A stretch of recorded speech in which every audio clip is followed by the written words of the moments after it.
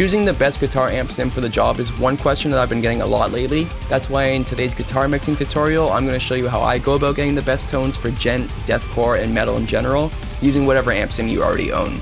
And the secret isn't actually in the amp itself, it's in the speaker cabinet. So if any of that interests you at all, let's jump right in.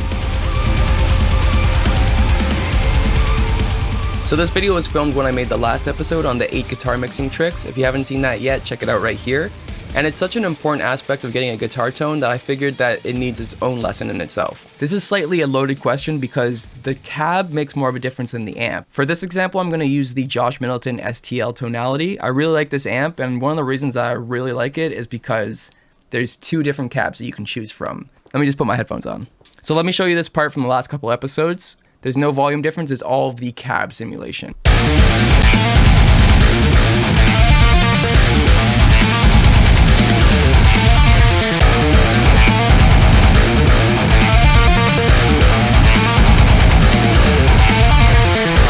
So I can already hear a drastic difference in the fact that that second amp, the notes come out so much more and there's so much more punch to the notes themselves and to the string attack and the percussion.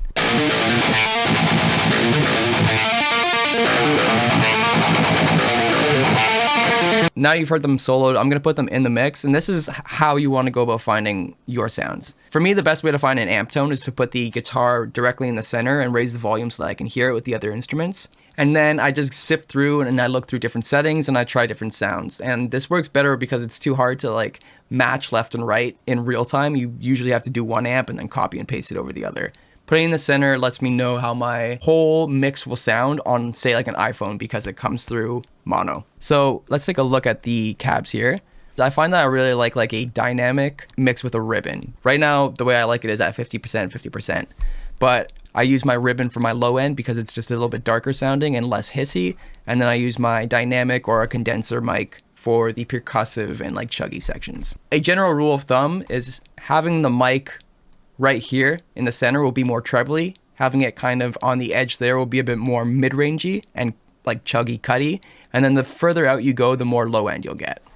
So first things first, I'm just gonna like completely go onto this left side.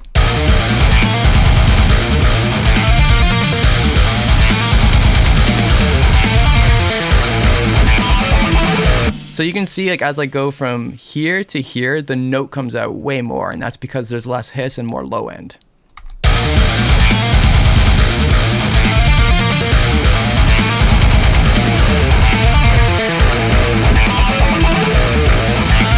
Which to me is a little bit too much low end. So I actually really like it around here, and then I can just mess with the angle of the mic.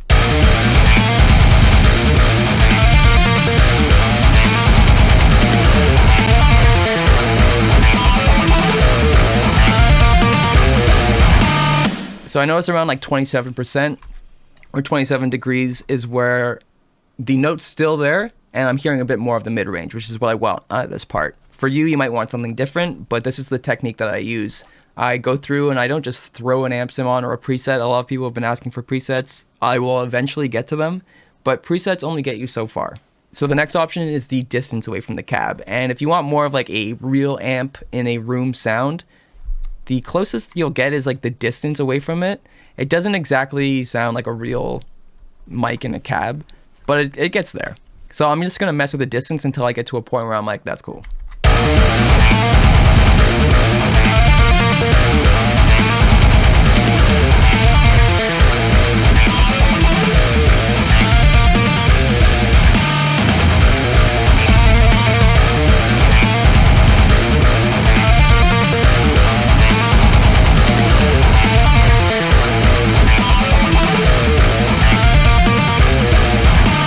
So I notice that the higher I go, the less definition I get from the string attack on the strings, like the chugs, the string hitting each note. It comes through quite a bit less.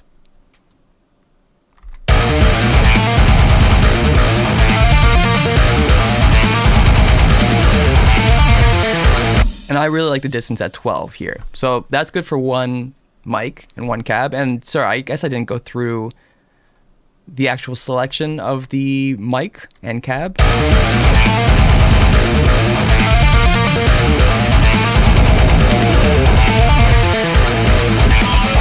I don't know. I noticed that. I noticed that a 57 and a ribbon sounds really good to me on the Middleton for the guitars I'm using and for the fact that I don't ever change strings. Cool. So that's cool for that first amp. Let's hear now the ribbon one. And I'll reset all this stuff.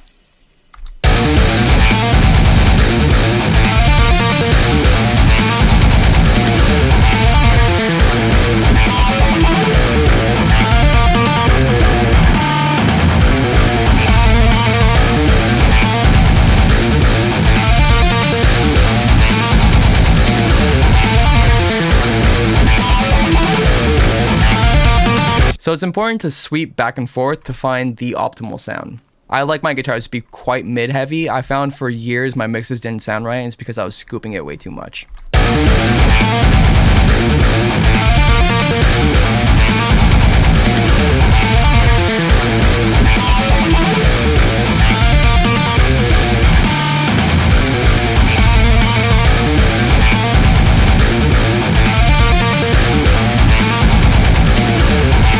I'm gonna go 50%. And I usually have these matched so that I don't have any phasing issues. Let's find the right angle.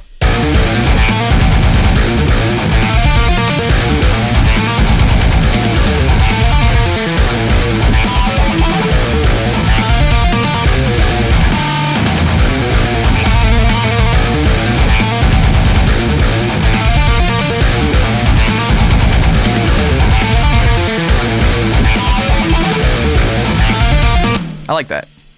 I'm happy with that. So now we'll find the right blend. I liked 50% before.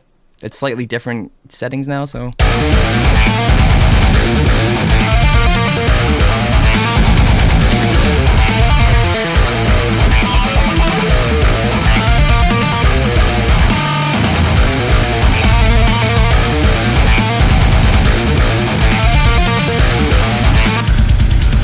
And then obviously flip the phase, make sure we're good. And you can see when I flip the phase, the guitars disappeared. So I was in phase before.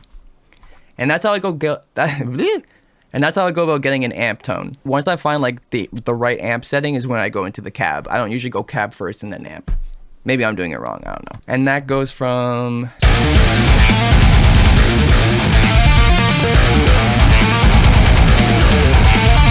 it's just a night and day difference. You can hear the notes literally jump out.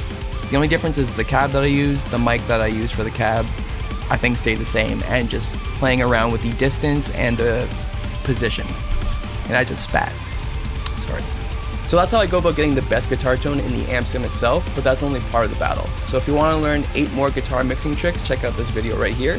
Thank you so much for watching. If you found any use in this video, please make sure to like, comment, and subscribe, as it really does make a difference, and I'm trying to grow this channel. And if you want to learn 5 crazy sounds that you can make with a guitar without any effects, check out this right here. Thank you so much. I'll see you next time. See ya.